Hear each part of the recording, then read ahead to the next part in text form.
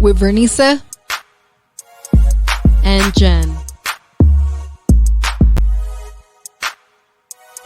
It's time to speak up.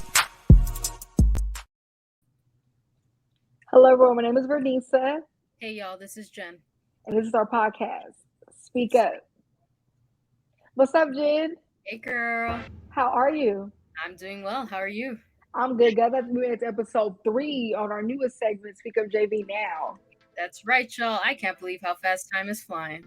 Yes, most definitely. For those of you that don't know, me and Jen are best friends, and we create this podcast to use our voices to motivate people to overcome life's challenges through self-love and respect. Yes, no matter how old we get, no matter how many segments we do, self-love and respect are 2 core values we hold near and dear to our hearts. Yes, most definitely. Before we get started, a quick shout out to our amazing sponsors. Shout out to My Bar, located at 720 East Manchester. Get your nails, your lashes, your hair done. Ask for mine. Tell them that SpeakUpJV sent you. The Instagram is at myy.bar.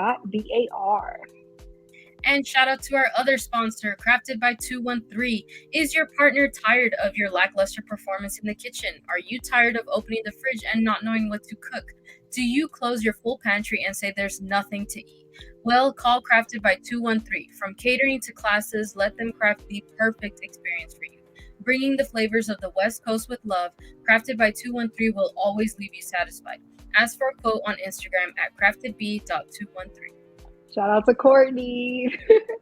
But y'all, I am so excited for tonight's episode. Like y'all don't even understand. Like I actually just met her, and we clicked instantly. And I'm she's an author. She's a big impact. She's making a big impact on the community. Y'all give it up for Rasheeda Jones.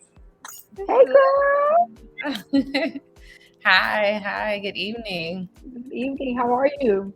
All is well today. It's raining season, but I think that's what we need in Southern California. So all is well. Yes, folks, definitely. Welcome to SpeakUpJV.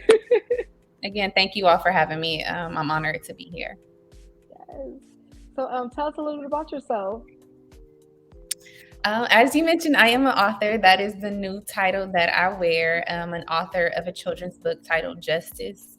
I'm a mental health advocate, a community organizer, a social worker. I work with youth. So those are just some of the titles that I wear most recently and most proud of in terms of doing the work here in South Central Los Angeles. Love it. Yeah. Born and raised in Los Angeles. So I'm a native to the community I serve. Love it. I like how we both got Nipsey in our background too. Yes. Yep. Out. Always. I love that. So tell us about your book, Justice. Okay, so I'm gonna just plug it here. So it has been a year. It was actually about to be a year on January 14th that I self-published this body of work. And it's about a young boy. His dad is incarcerated.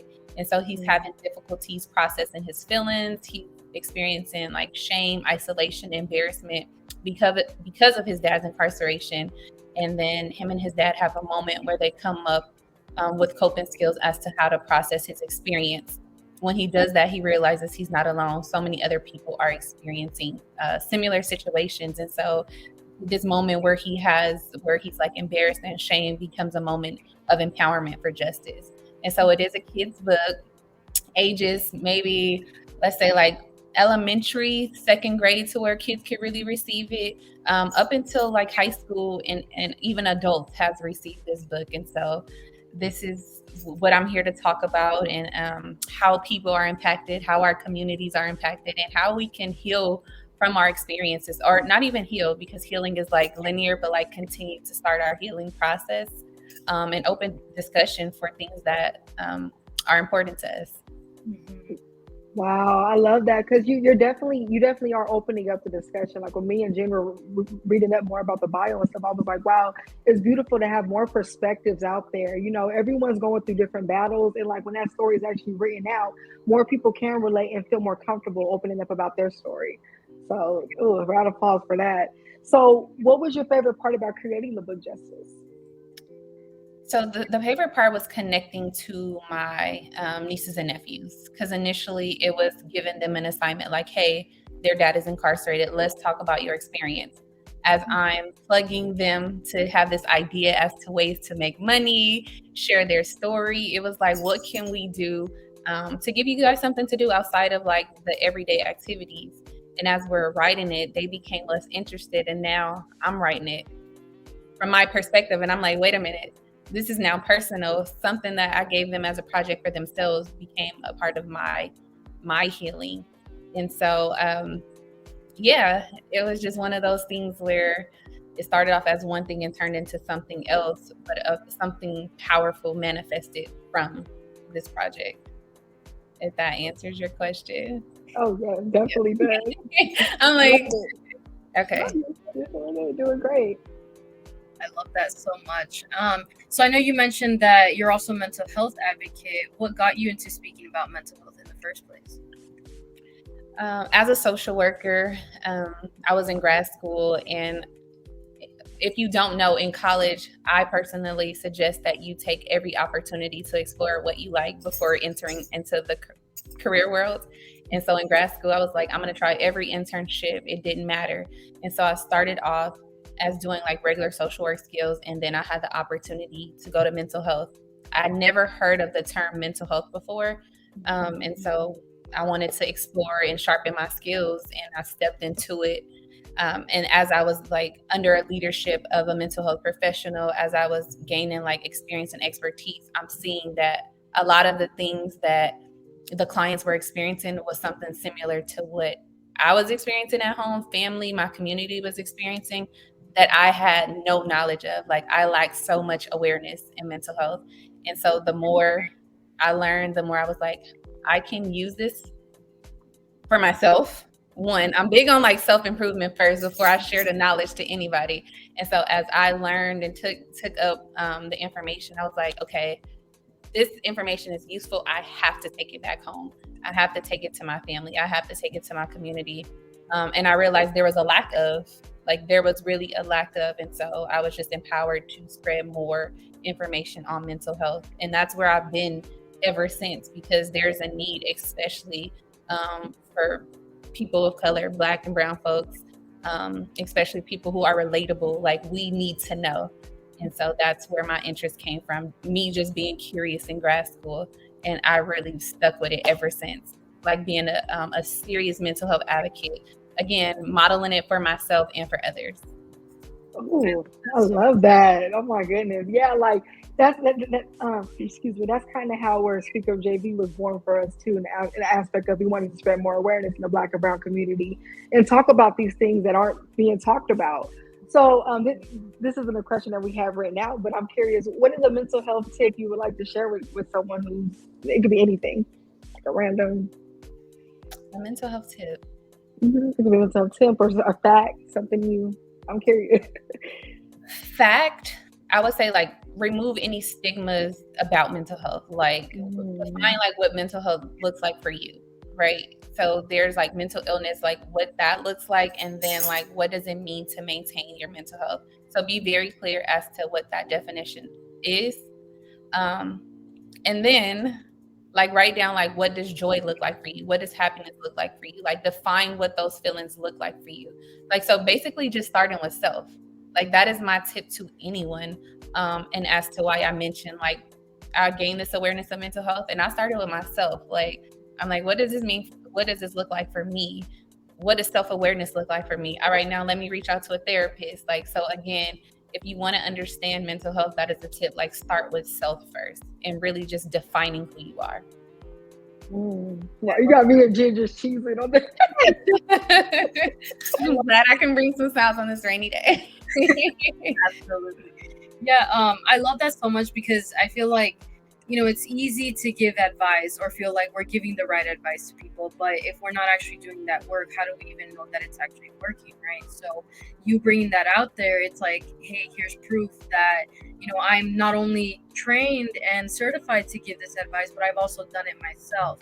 And especially seeing a woman of color, that's super important because I feel like our community, a lot of times when we think of mental health, we may think of like, somebody like a white person, right? Like a white therapist, or, somebody who wouldn't understand our particular struggles in speaking out about it. So when we see somebody like you, it's like, oh shoot, there are people like us out there who are willing to speak out on this, who are willing to help as well, and who can also still relate, because even as much as work as we may do on ourselves or anything, like, we're still willing to talk to people about it and say, hey, I'm not fully done healing yet myself, but I'm here to help out or to listen or to heal with you along the way.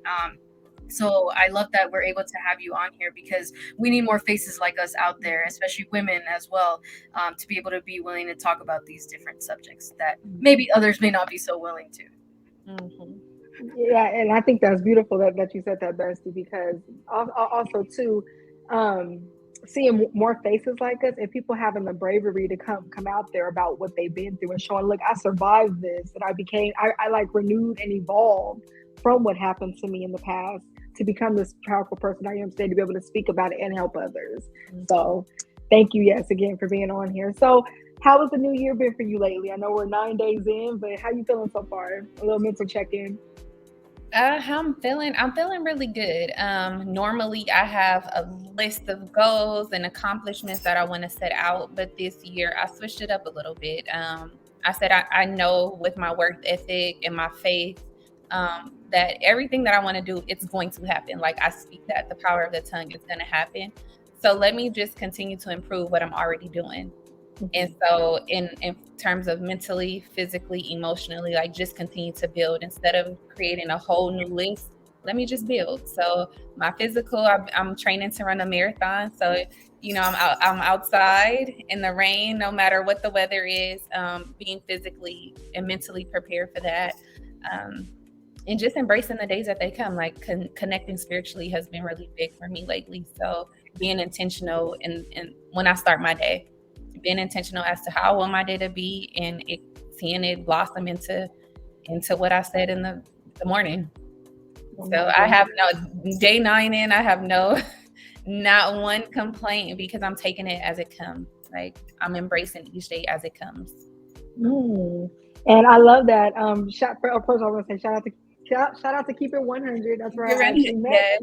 I met Rasheeda at, and I want to, speaking of the new year and everything, something you said stood out to me. I remember it was like the last run of the year for Tuesday run, and you had came to the middle, and you were, but it was asking us, oh, anything that you want to say about the past year, and you got up there and said, you really wrote out and thought about everything you were grateful for, and really realized how blessed you really are. And I needed you, that spoke to me, because I feel like in this world it's so easy to focus on what's going bad or like these little shortcomings that we have. But it's like, if you really do sit there and put everything out, like, wow, I am blessed, to have a job, an income, whatever it is, a roof over my head. It's like, wow. So I want to say thank you on here for that, because you spoke to me that day when you said that to the group. For sure. And that's the intentional part that we talk about, is like, how are we intentional? And even today, I want to just share something that my colleague shared with me at work. He said, write out 300 things that you want to ask God for. And I'm like, 300? And he's like, 300. And so I thought about it, like, there's so many things that we take for granted that we ask for. And so a lot of people like, okay, give me the house, give me the car, give me like all of these tangible things. But like, what about peace? What about mental stability? What about like genuine friendship and connection? What about community? So there's so many things. And I'm pretty sure like when I eventually sit, that list will come so easily, because there's so many things that we may need that'll fill our cup to keep us mentally and emotionally stable as we navigate life. So not to go spiritually, but I am a spiritual person, but it all comes full circle. When you ask for things and you want things, you have to be connected somewhere into something.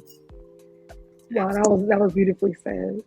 Yeah, I love that, because the physical things, or like you're saying, the tangible things, they can be taken away at any point. But like your peace, who can really take that away if you're continuously being, like how we are close to God or having our faith. So I think it is important to start thinking about that. And I love that exercise. I might actually adopt that. So thank you for sharing that with us. Because, I think in life, a lot of us, we wait for like the bigger things, or that final destination of something, but it's like we don't realize how many baby steps we even have to take to get there. And one of those is having the right mindset for it, right? Because any goal that you have, you're going to have that mindset. You have to be in a good physical health more than likely to achieve any type of goal. So being grateful for that.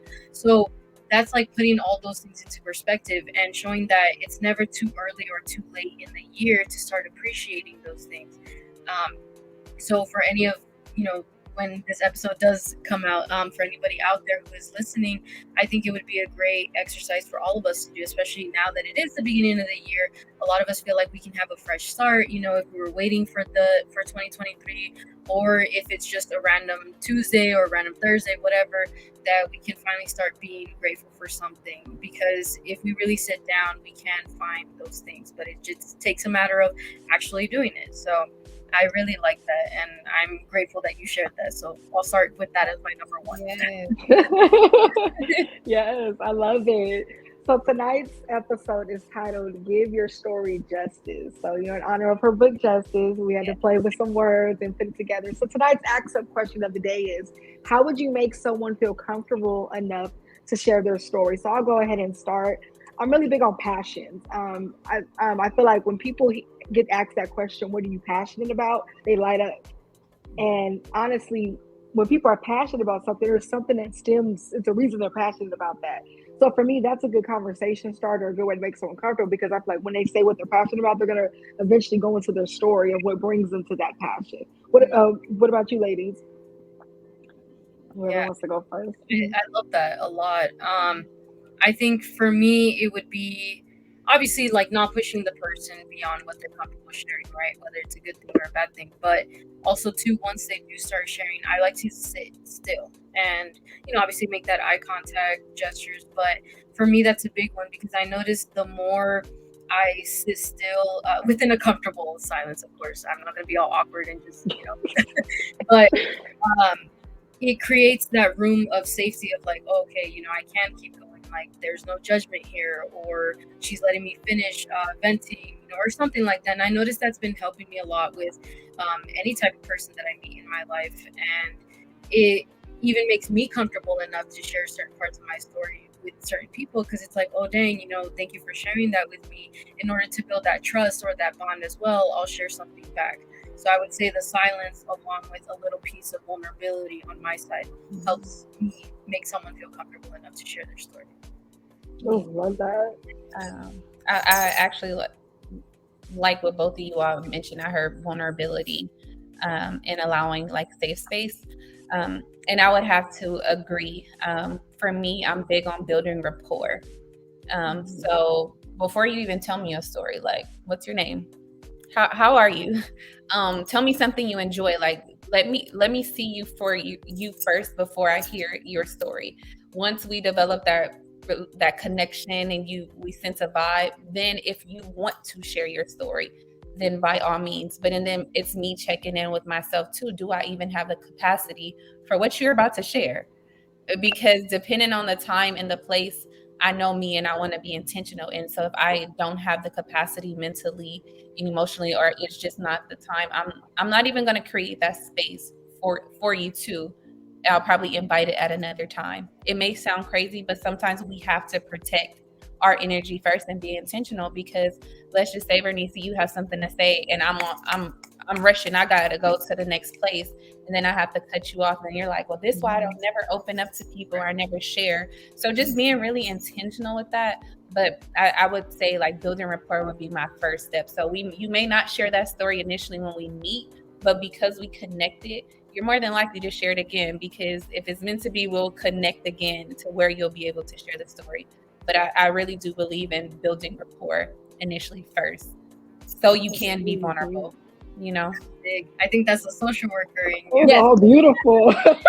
Yes. I mean, like, wait, tell me your name first. How do you feel today? Like, don't just pour it all on me, because it's a dual relationship. Like, we both have to be ready to receive what's about to go down. So what's about to go down, I love it.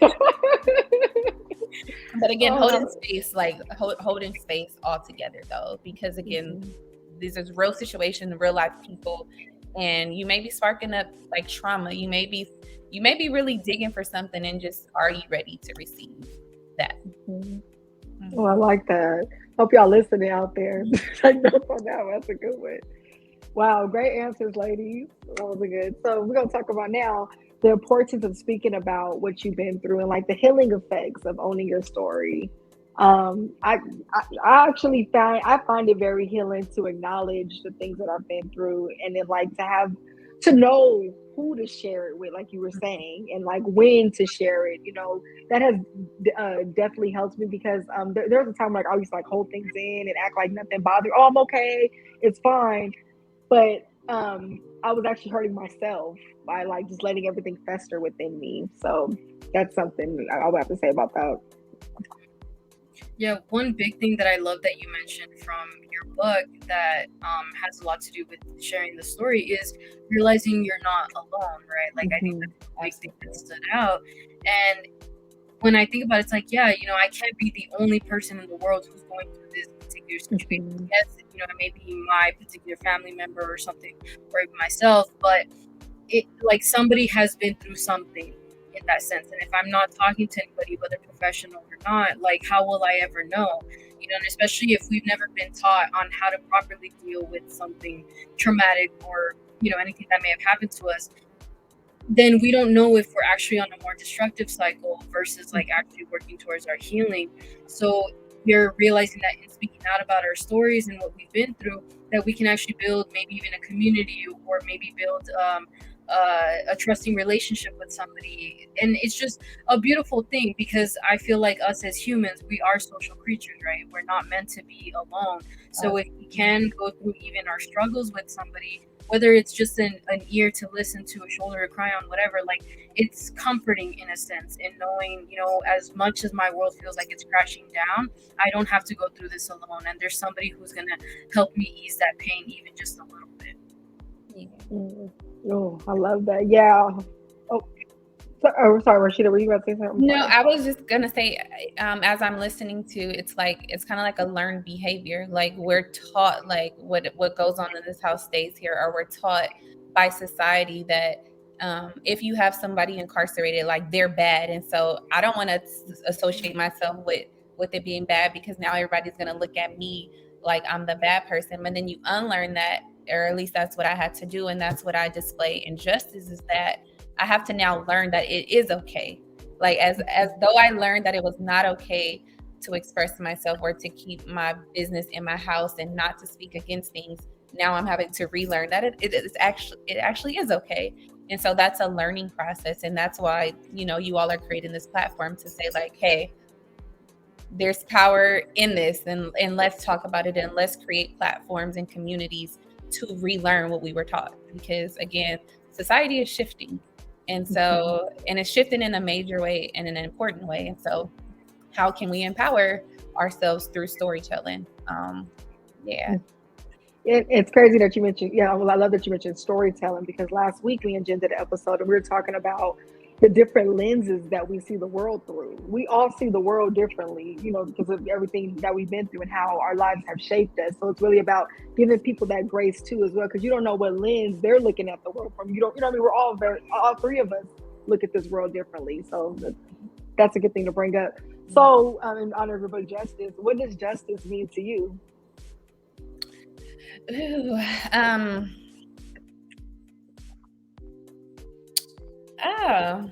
What does justice mean to me? What does it look like to me? It's like having the ability to be free, and like not equal, but like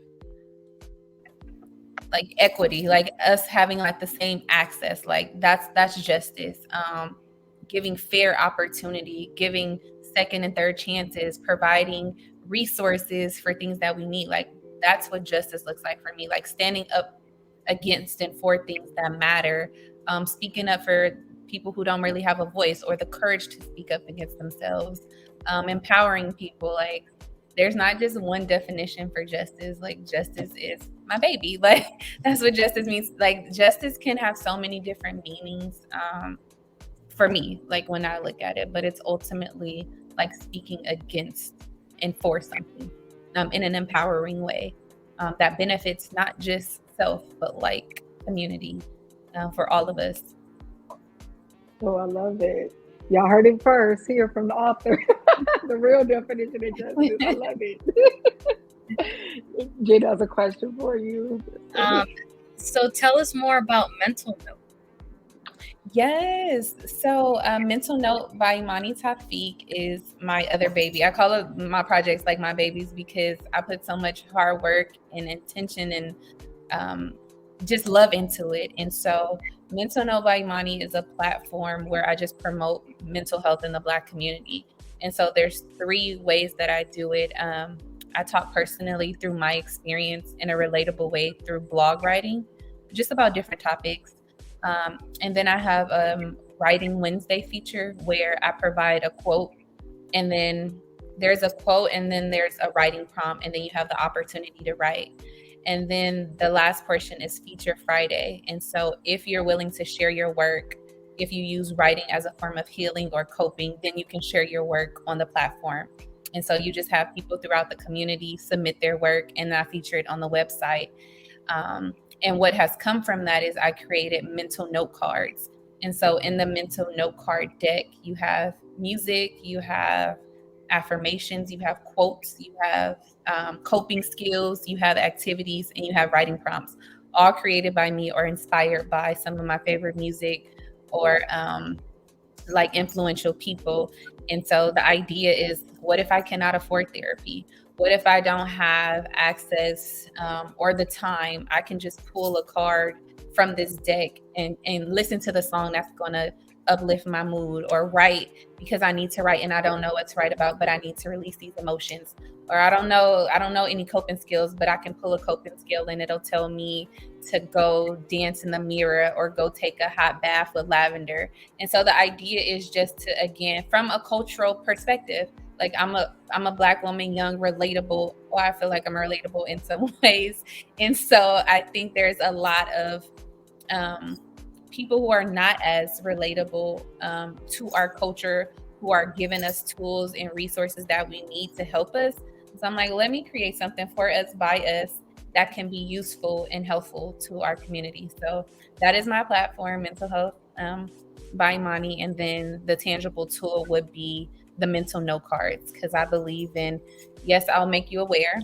I'll promote mental health. I'll share my experience so you can know that I'm not just talking just to be talking, but then you also have something tangible to walk away from or walk away with. And so, yeah.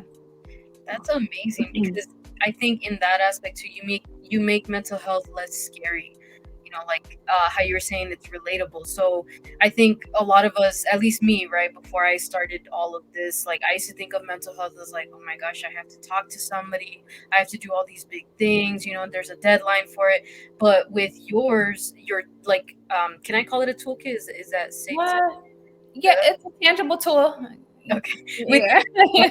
Tangible tool, like you make it doable in these steps that we may not have thought about in a mental health way, like dancing in front of a mirror or like feeling yourself type of thing. Like we don't typically think of that as like working on our mental health or healing. So you're putting that into perspective of like, oh, that's a great way for me to uplift my mood or just feel a little bit better today. And it makes it to where it's like, okay, if I do something like this on a consistent basis, then maybe I can get to a better space where I am healing a little bit better and maybe a little bit faster. And if I know that other people in my community are doing this, then it can be even better. It's not such a big taboo thing where it's like, oh, you know, what'd you do today? And it's like, oh, I felt myself today. You know, I danced my favorite song. I looked in the mirror, told myself a few affirmations. Like it's a thing where it's like, dang, let me try that. And you don't know how many people are going to start building up on that. So I love that a lot, because I feel like this is even a conversation that we can bring even to other people who may have been afraid to talk about mental health or even realize what it all consists of, right? Because mental health, we all know, it's not just the mindset. It all connects together with all aspects of our bodies. So thank you for sharing that, not just with us, but just with everybody in general. For sure. How you feel, what you think, it all contributes as to how you behave. And so, again, something as simple as, let me try a new hairstyle today, can really change your mood. You know, and it's something so simple, adding a vegetable. Like to your diet or to your lifestyle, drinking more water. Like there's so many different things that you don't even connect, but it all plays a part. The music you listen to, your morning routine, like are you making the bed or are you just like all over the place? Add in 15 extra minutes to your day for start time. Like all of that contributes, and those are literally the small things that can make a world of difference. And so I always like to say, life is going to happen. There's going to be death.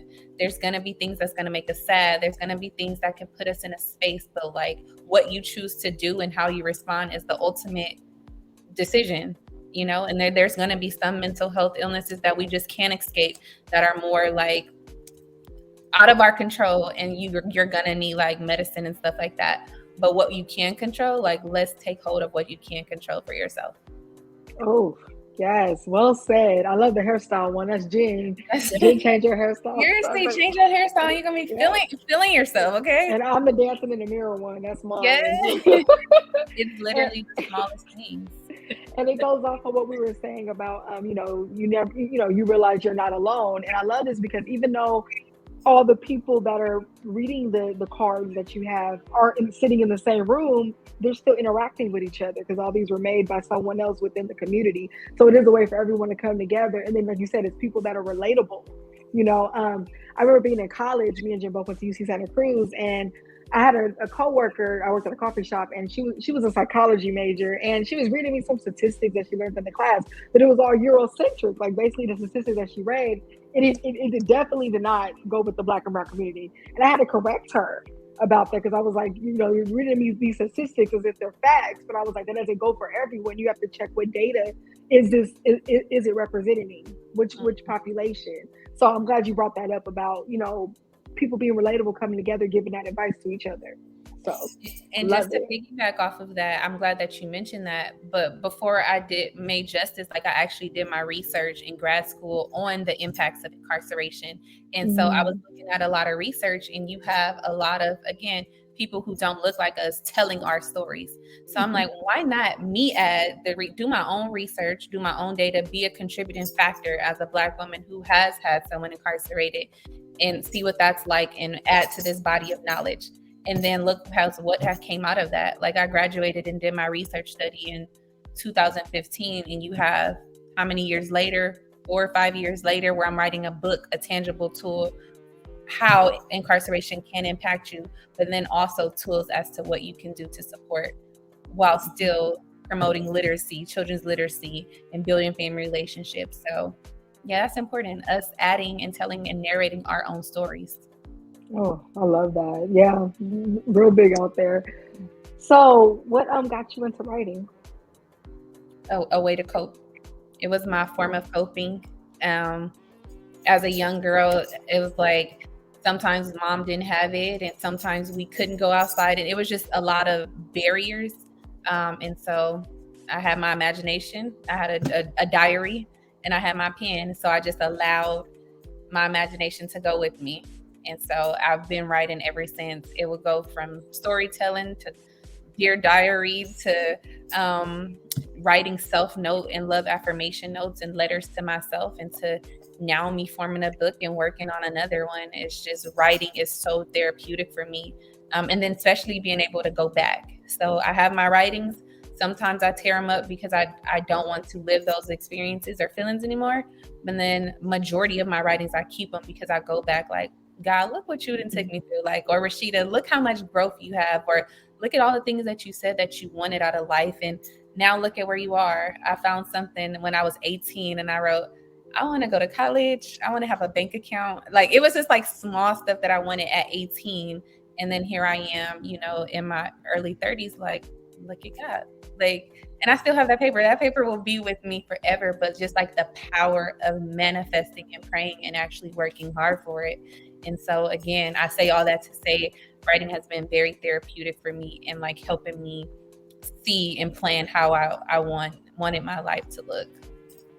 Oh my goodness, that is so beautiful. Like, you actually made a tear come out of my eye because I like to write. I like to write poetry, and I definitely witnessed the healing effects of writing, like especially when you're at your lowest and it really just comes out. Mm-hmm. So thank you for sharing, by the way, because it's so true. Like, and Jen likes to draw, so that's her coping thing.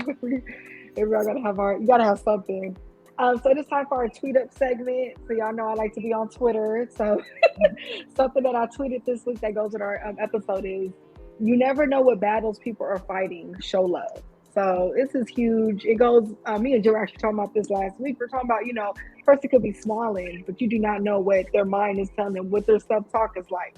So it's just learning to just be kind to strangers. Anyone you see on the street, just be nice. You don't know their story. You don't know what they're dealing with, what they're coping with. And, I don't know if you guys ever had like a rough day and someone just gave you guys just a compliment or smiled at you or made you laugh, and it just made your day, that little gesture. And I've been telling myself, I want to be that gesture for people. Like, I'm one of those people, like, if you walk past me, I want to make you smile, or if I can give someone a giggle, like, that makes me feel good knowing I'm giving light out there, because you don't know, like, what someone's day is looking like. Mm-hmm. I agree 100%. I'm big on acknowledging someone's presence, because I feel like, especially nowadays, there's a lot of people who don't say hi, or something, or like we're afraid to say hi, which is valid to a certain extent. Of course, I'm not saying, just talk to anybody and befriend anybody, because times are tough, but I'm big on, like, if I'm crossing somebody in the hallway or in the restroom or something, I'll be like, oh, hello, if they decide not to say hello or they give me a rude remark or whatever, that's on them, but at least I did my part. And I know that my heart came with the best intentions, but also in doing that too, like, I've started random conversations with, like, just people, and I remember one particular situation. I was talking to this one lady in the restroom. She was telling me, like, something her grandson did that day, and we just had a big old laugh, but it was like a 5-minute conversation in a restroom. If I hadn't said hi to her, that probably would have never happened. But it's like, it made me happy, because I'm like, dang, there's still people out there willing to talk, and have good conversations, just wholesome conversations, I want to say too. And it just shows that not everything has to be so doom and gloom in our lives. Like, I know, yes, we're all going through something, but sometimes these little conversations are healing on their own as well. So it goes with the showing love part, because I don't know what this lady was going through. I don't even remember her name or anything, but I know I made her laugh too with my little comments. So hopefully that made her day even just a little bit better. And knowing too that we can do that with other people who maybe we've talked to on the phone, or whatever. Like, it just shows that it doesn't take a lot to be kind to somebody and to show love out there, even in the most humanly way too, because we're all human, so we all deserve at least that little bit of acknowledgement in that sense. Sure. That was beautiful. So Rasheeda, if you had to describe the impact of the book Justice in one word, what would it be? One word? Mm-hmm. Just one word. We like challenges. The impact of it.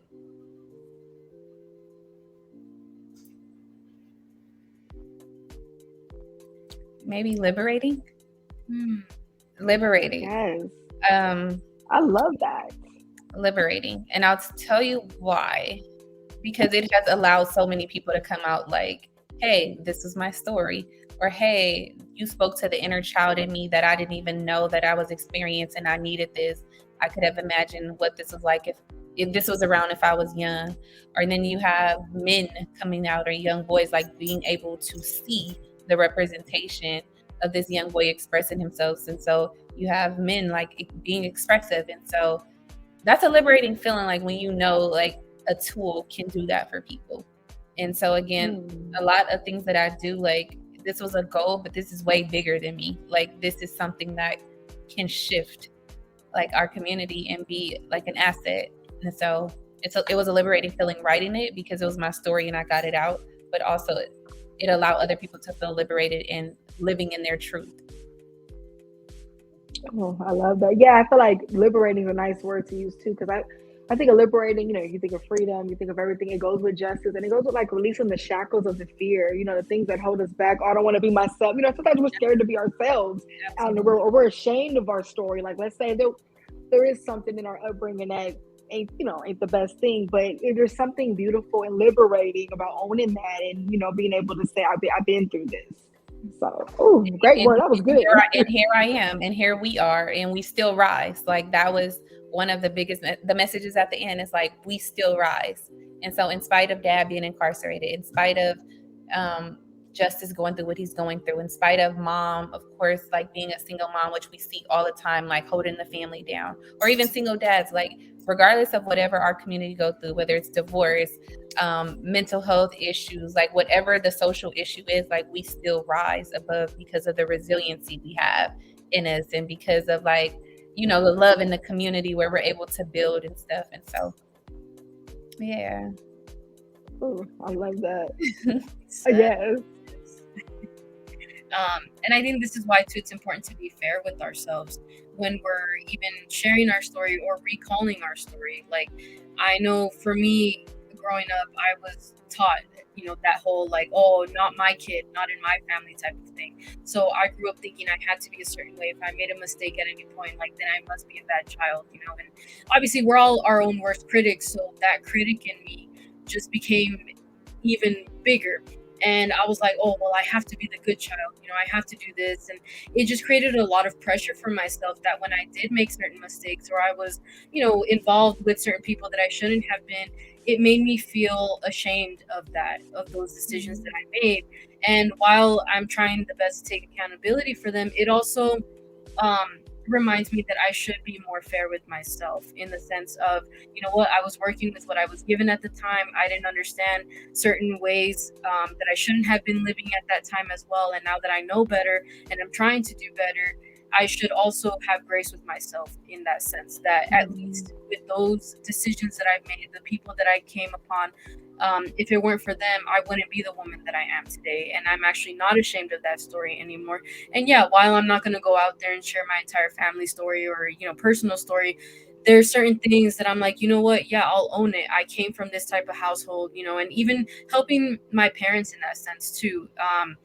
Letting them know that it's okay, that our family's not perfect, you know, that there is some dysfunction going on right there. And while, you know, teaching like traditional Hispanic parents is really hard, they're more open to at least talking about it within us too, because I feel like within my immediate family, that wasn't a conversation that was happening. But throughout the years, it's something that we've become more comfortable with. And at least now we're building that unity and being able to help each other. So I feel like a lot of our communities can start at least with their individual households and having that fairness with each other, and knowing, you know what, like maybe there were certain things in our environment that led us to make certain decisions that we may not be so proud of, but now that we're acknowledging them, how can we take the steps to be better from that? Oh, okay. Yeah. Okay, Jen speaking up tonight. Love it. No, that's good stuff. It reminds me of a convo that I was having with one of my old teachers. We were saying, like, again, society has made us think that because how you were just mentioning, like different family norms, and that can be looked at as shameful or whatever. But then when you look and change perspective, it's like we are the culture, and we built. So there's so many other things to be proud of in terms of the creativity that we have and how we like made nothing out of something, you know. And so as though we didn't have access or resources to certain things and we made mistakes, like that's okay too. But look how much more greater of a contribution we have made to society. And so those are things to be proud of and stand tall on. Like, you know, you see these braids we rocking, like we did all this, or this food, or like we invented this. And it's just like so many other things to be proud of. And it's like walking that, like these other things we had no control over. When you want to get deep, like we didn't have control over how they redlined us and put drugs in our community and snatched our fathers out of our home. There was a lot of stuff we did not have control over, and people had to make a way. I don't want to get deep, but it's just like there's so many things. So we don't have to be ashamed of that, because that was by design. Like there was structures put into place for that to happen. But these are the million things that we do have to be proud of. And so we're working through that. We're working through it. And so I like how you said, Jen, like giving ourselves grace and our households grace, and just making us aware, like, no, we got so much more to be proud of. Like this is just small, and we'll work through these things, and we'll take accountability for these things. But look at all of these amazing things that we have done. And so I like to teach my students that, like, be proud. And when you walk with like being proud of who you are and what you come from, and have more self-awareness and more self-love and defining who you are, that's another step to your mental health. Like, and you really feel good, you know? So thank you for that. Grace. That was really good. I'm glad you brought that up, like the relationship with yourself, because that's how you're going to acknowledge your story, what you've been through, how it shaped you, the good and the bad, and what you're doing with the bad and transmuting that. So that was well said. So you kind of already answered this, but if you have something else you want to add on to it, what's your favorite coping mechanism when you're going through a tough time? So I know you said writing, but is there anything else, like another? Anything outdoor in nature. Like if I feel like if I can get to a beach, like we have the luxury of being here in California, and so we have access to a free beach. I like to emphasize that in the hiking trails and all that, because that's free. It don't cost nothing to do that. And so outside of writing, if I can just go and watch a sunrise or a sunset, or just be in nature and be present, like, so I'm touching the sand, like literally feeling what it's like, or like I'm breathing, or I'm like listening to the waves, like all of that is very therapeutic, because it reminds you, like, this is what I'm going through, but like, look at all of these things that are so much bigger than me that we take for granted, you know? So that's another one of my coping skills that I deprived myself of for a very long time, like access to nature and knowing that nature all around me makes me feel alive. I'm glad you brought up nature, because, like I said before, me and Jen went to UC Santa Cruz, and the school's actually in the forest, and it's right by the ocean. But when we went, with me being like, back from down here in Southern California, I never been around that much nature. And so when I was up there, while we were 18 to 21, I didn't appreciate it. Like, I used to think, oh, it's boring up here. I didn't realize, but at this age now, this moment in my life, I wish I was around that nature 24/7 like that. So yeah, like that is an example of something that we do take for granted every day. So it is time for our Life Up segment. So our Life Up segment is when we take the topic related to today's world. So Bessie, what's our Life Up for tonight? So we've kind of touched up on this a little bit, but in particular, this segment is about people being ashamed of their story, right? And we've talked about how sharing our story may actually be more healing for us than we realize. I think what I love seeing now is, how acceptable it is becoming to talk about different things in our lives. And there's different niches, even on like social media, for certain communities and things like that. So it's breaking that stigma, that barrier of like, oh, am I the only one like this, and things like that. And it lets us know that it's okay to own that, right? Like, some people make whole accounts on, a particular topic, maybe on focusing on a mental health topic. And it's just great seeing other people rely on that community. Like, I know for me, I have certain apps that are specifically for like a medical surgery that I had, and it's helping me a lot in getting through that, because I know now too that I'm not the only one who's gone through that particular situation. Like, even if nobody in my immediate group has, knowing that there's other women out there who have, lets me know that I shouldn't be ashamed of what's going on with me, and when I am ready to talk about it, that it's okay for me to actually do that on like a more widespread platform. But I think we need to let people know that it's okay to have the story that they have, that we all come with trials and tribulations. Unfortunately, we have our traumas. So if we're shaming others in them thinking that they shouldn't be feeling the way that they do, then we're just creating further gaps in people, and we're just silencing the people who may need help the very most, because they may not be the first ones to outright speak about it or fight against it. How we're talking about with the justice.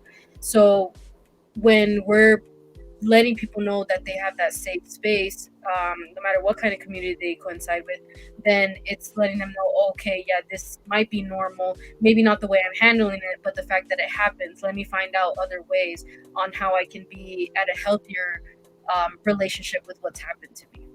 Mm-hmm. Yes, I like that. Also, too, us stemming away from judging people for their story. Mm-hmm. I think it's big, especially like with social media. You see it all the time. So someone will probably have a vulnerable moment and come out about something they've been through, and then you hear the comments. It's always that one person, like, stabbing a knife in it. And it's like, it goes back to what we were saying about like having, being kinder to people, being nice to people. I feel like, we don't pick the spoon. We don't pick our spoon, what we're born into. We only pick how we react and what we do with it from there. So it's big. So how do we fix this? Yeah. Show kindness, show love, get to know yourself, and not be ashamed of your story, of what you've been through. So what made you feel comfortable to start speaking about your own story? a safe space was provided. It took me a very long time. I didn't get it. This is new. So me talking, and it's still some parts that will always be sacred to me. Like I read the room, and I'm really big on discernment. So even to this day, I will be very transparent and I will be very vulnerable, but I know who I can do it with, because just imagine you all invite me here to share your story, and then I share, and you have nothing to offer me. Or and then you hear judgmental comments, or you hear things where you're not really hearing me, and you have me on here to talk, but so there's some stuff that I always encourage people, like, what to share, when to share it. But ultimately, a safe space was provided for me through an organization called SC Justice Group. And it's an organization that I'm a part of, and it's for women who have loved ones incarcerated. And so that space allowed me to be my full transparent self in that space. Once they held me like as a woman, being seen as a woman with an incarcerated loved one, and no judgment and stuff like that, that's when I knew like I had to take this, I always say, like, turn my pain into purpose.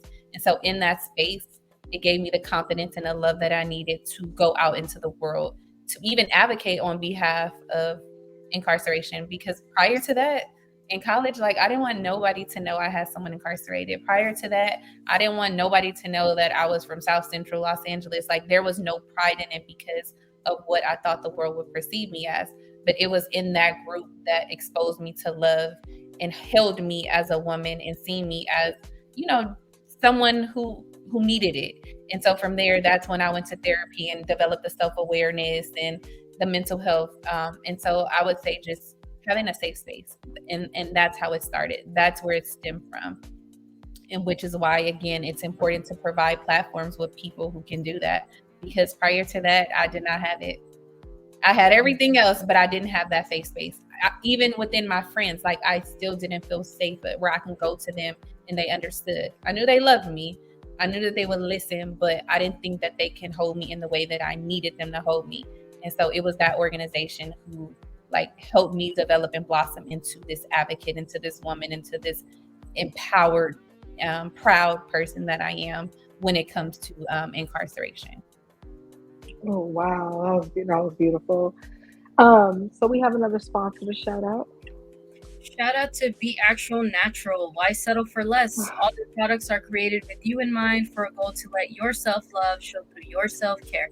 Their chemical-free hair and skincare products are handmade, plant-based, and free of fillers or taking care of yourself. Start your journey at www.beactualnatural.com or check them out on Instagram at beactualnatural. And also shout out Lakita's book, Swipe Right on Yourself. Great book, by the way. So it's time for our drink up water segment. Y'all know what time it is. So pull your water out and drink some water. And Jen has a water fact for tonight. All right. My water. Forgot to send it to you. We forgot. I have water, but I am hydrating. Okay, I'm hydrating.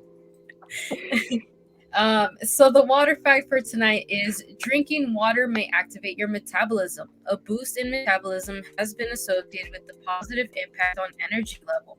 One study found that drinking 500 milliliters of water boosted the metabolic rate by 30% in both men and women.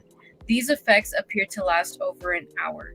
And I think this is great, right? Because a lot of us, or maybe not a lot of us, but some of us may be thinking like, oh, maybe I don't digest as well as I should, or, I want my metabolism to work a little bit faster. Sometimes all we need is a little bit more water. Granted that we're healthy in other areas of our lives, but this is great because sometimes it's just that boost on that energy that we may need without the sugar, that may come from a soda or an energy drink or something like that. And it also just helps keep you from being more thirsty and keeping that level up for at least an hour. I think that's amazing. So don't take that water for granted. Make sure you're drinking your water every single day, whether it's hot, cold, or anything in between. Yeah, drink your water or else Jen gonna get you. We gonna get you. Now back to our episode. So Rasheeda, where do you see your writing career in 5 years? In 5 years? Manifest it. Yes. So right now I'm currently wrapping up a book. It's like a memoir. So I'm working on that now.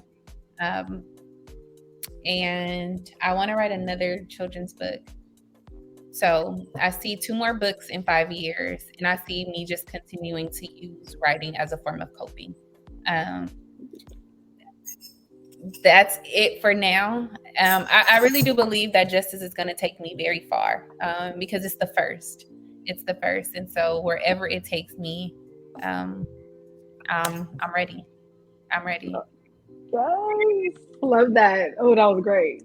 So it is time for our quote up segment. So y'all know my bestie is a quote, so she has a quote for tonight. Tonight's quote is, "You're not a victim for sharing your story. You are a survivor setting the world on fire with your truth. And you never know who needs your light, your warmth, and raging courage," by Alex L. And I love this because it's pretty much summing up what we've been talking about in this whole episode.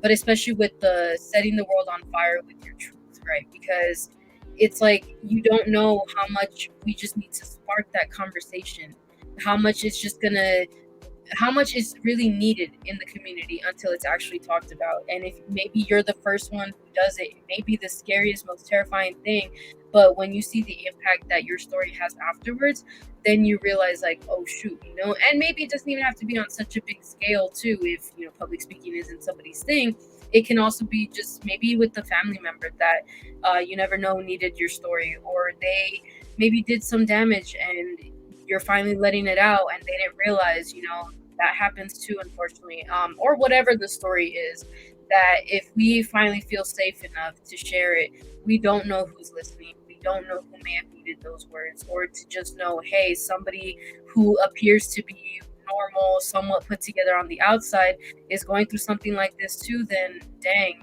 it's okay. Like, I can do this too. Oh, that was beautiful. Good way you summarized it real good. So what is a quote that you live by? Is this for me? Yes. I'm sorry. Oh my God, I have like 3. Go ahead. Okay. I have There's one by James Baldwin. If I love you, I have to make you conscious of the things you don't see. So that's one. All-time favorite is another. It always seems impossible until it's done, by Nelson Mandela. Yes. Yeah. And then there's one by Nipsey Hussle that I just love is I'm taking time to make the proper use of my influence. And so I feel like I realized that I do have somewhat of an influence, and I just want to make sure that I'm doing right by it. And so I'm taking my time with making sure that I plant more seeds intentionally. So those are like my top 3. You're definitely doing it. And Nipsey got the quotes for real. So. You got I got one tatted on me too. So yeah, I love it. Okay, yeah. So what we're saying with this episode to you guys is embrace your battle scars from your story. Like how many scars we got on our physical flesh. I'm like, oh, and this happened to me today. But you kind of not laugh about it, but you kind of embrace it. So it's like I feel like we should have the same when it comes to our real life things that have happened to us in the past. Absolutely. So we have a fun question for you for tonight. We always have one for our guests, which is going to ask you. So in being the runner that you are, what is a random/weird song that you like to run to? Like one that you wouldn't typically think would help somebody, but it helps you run. It could be like a funny song. I like love music. I like love music. I don't have like I just started running with music, so I don't know. I don't know. This is like a stump question because I really don't have like a go-to song right now. Okay, like a funny weird song. Okay, so yeah, okay. No, I know that no.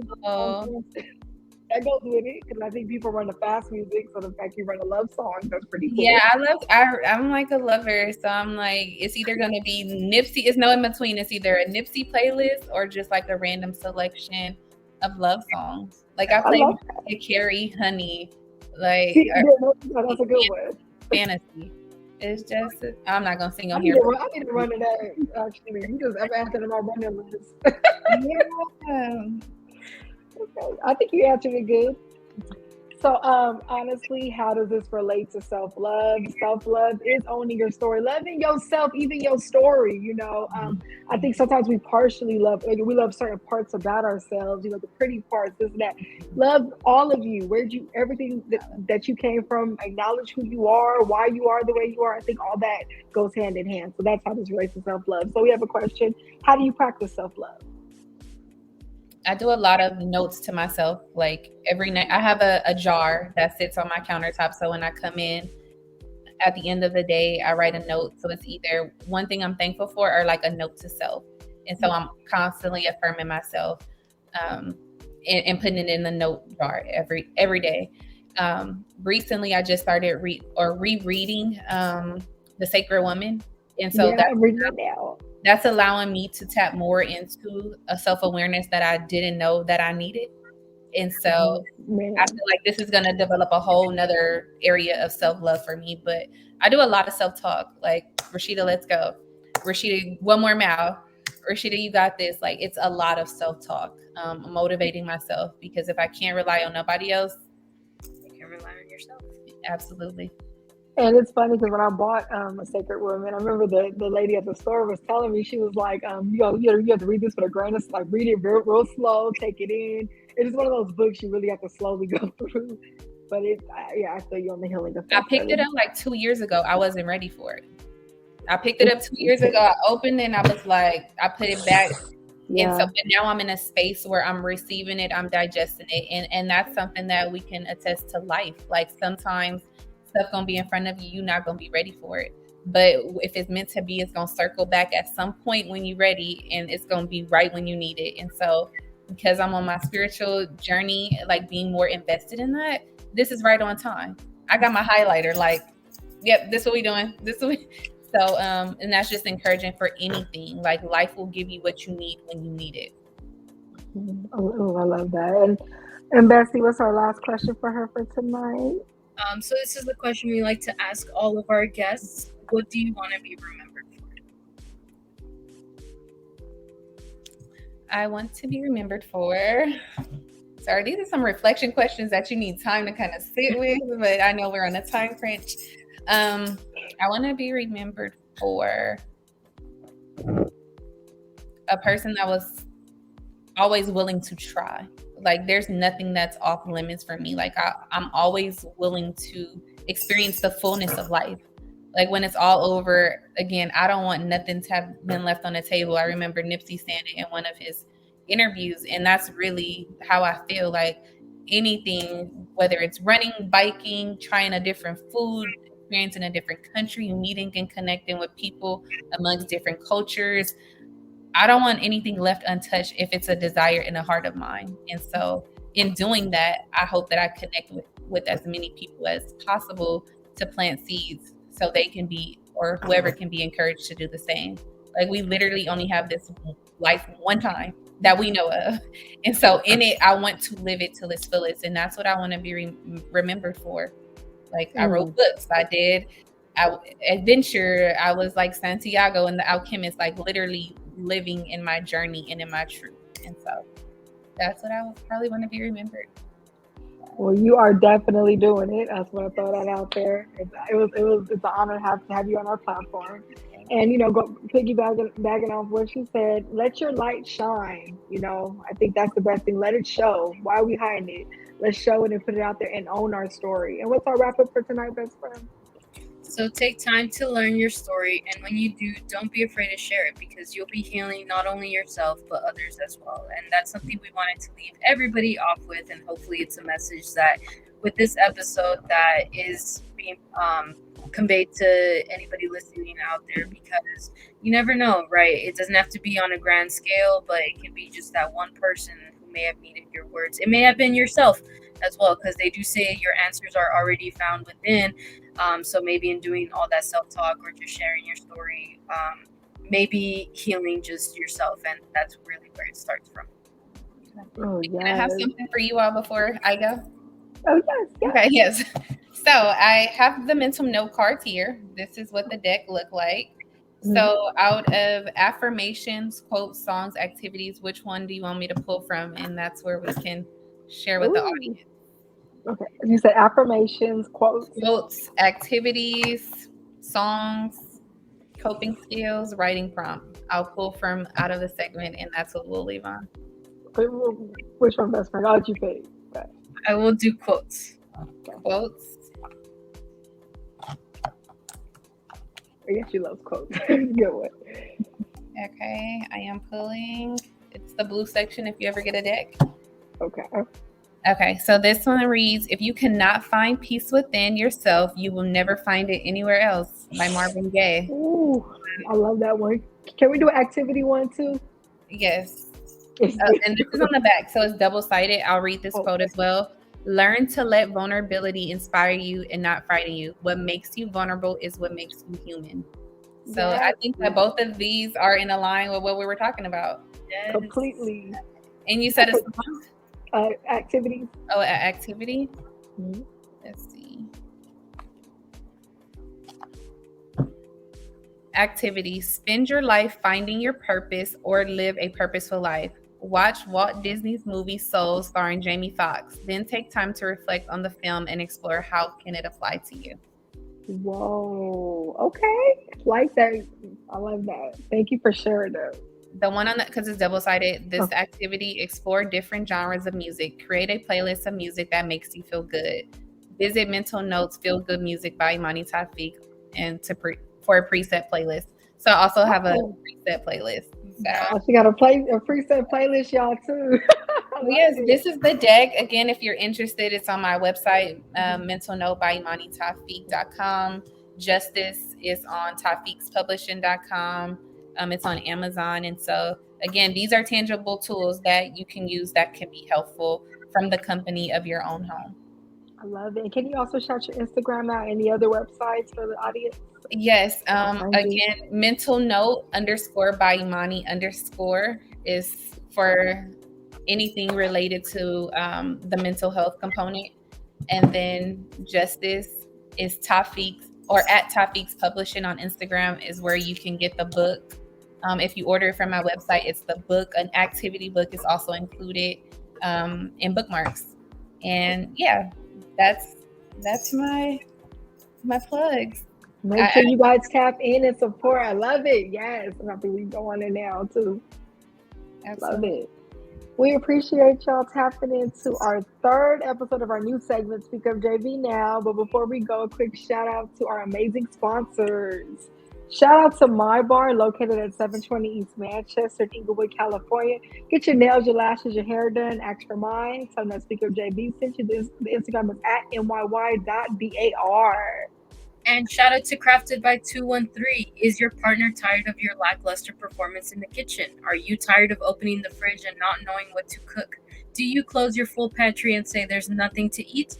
Call Crafted by 213. From catering to classes, let them craft the perfect experience for you. Bringing the flavors of the West Coast with love, Crafted by 213 will always leave you satisfied.